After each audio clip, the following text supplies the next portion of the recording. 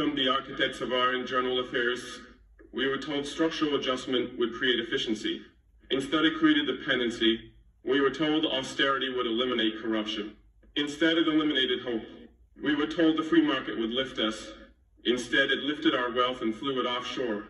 And when our people protest, when they rise in anger and hunger and the agony of unmet needs, you do not take responsibility.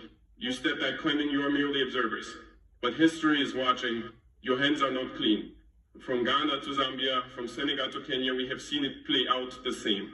Leaders forced to privatize water only for foreign companies to raise prices beyond reach. Farmers undercut by cheap imports, they kill local industries. Ministers told to cut spending on schools to balance the budget while foreign debt payments rise. And if we dare to resist, if we question your models or reject your prescriptions, we are blacklisted. Isolate. Punished. Our credit rating downgraded. Our currencies attacked. Our leaders vilified in international media as radical, unstable, or populist. But what is more radical than forcing a country to choose between feeding its people and repaying loans it never benefited from? What is more unstable than a society where youth have no future, no jobs, and no faith in politics? Because the nation answers the banks before it answers to its people. Let us be honest. Your influence has too often been a veto on our dreams. You have become unelected governors of African policy. And yet we are not merely victims, we are rising. A new wind is blowing across this continent.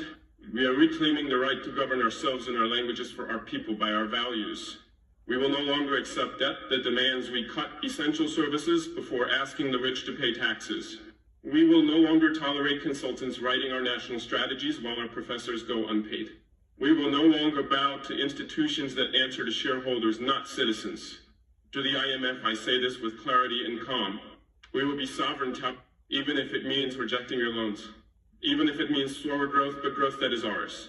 Even if it means pain for now, but freedom in the long run. Africa does not need masters, it needs partners. And if you cannot walk with us as equals, then step aside, because we are moving forward, and this time the strings are being cut. 3, a system designed to fail us. We were born into a system we did not build, a global order forged in the fires of empire with the spoils carved into contracts, laws, and institutions that still govern us today.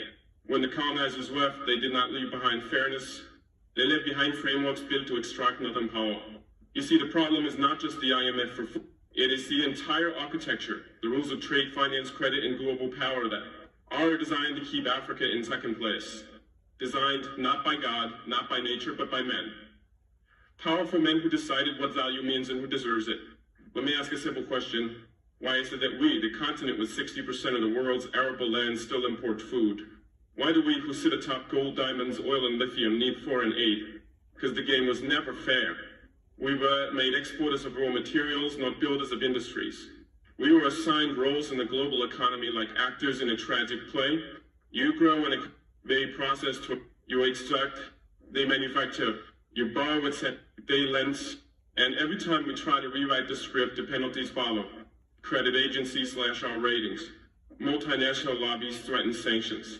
Tech giants pull out investments, and their media calls us unstable. But what is more unstable than a world where a continent of 1.4 billion people contributes the least to climate change, suffers the most? What is more irrational than a system where cocoa farmers in Cité d'Ivoire who feed the world's sweet tooth cannot afford chocolate?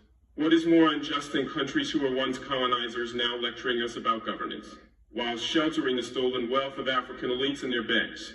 And yet they call this order a meritocracy. They say work harder. They say be more transparent.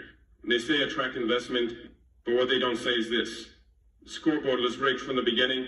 The rules were never neutral, and the referees, the WTO, the World Bank, the IMF, serve the same teams who have always won. Let me give you an example. When we attempt to support local farmers with subsidies, we are told this distorts the market. Yet the US and Europe spend hundreds of billions on their own farmers every year and call it protection. When we try to build state industries to create jobs, we are told this is inefficient. Yet their richest corporations were born from state-funded innovation from NASA, from war, contracts, from public research. When we push back on exploitative mining contracts, they say we are hostile to business. But isn't it more hostile to extract $100 worth of resources and leave behind $3 worth of schools? Africa is not asking for pity. We are demanding fairness, not charity justice, not handouts equal footing. We are the youngest continent on Earth. And yet the global economy treats us like we have nothing to offer but our labor and our land. But our value is not in what lies beneath our soil. It is in our people, our quota, all minds. They said the system works. We say for whom, it is time we stop playing by rules written without us and start rewriting them in our image. We do not seek to burn bridges, but we will not walk across those that lead only to more chains. So hear this clearly, we are not broken. The system is, and if it will not change willingly, then we, the children of Sankara, Nkrumah, Lumumba, and Biko was the ended ourselves. Because we did not come this far just to survive. We came to thrive. And we will no longer wait for permission to do so. Or a new path sovereignty through self-reliance. Now that we have named the injustice, let us speak of rebirth. Africa does not need to beg for inclusion. Africa does not need another savior, another lecture, another conditional loan. What we need is a new path, one carved by our own hands.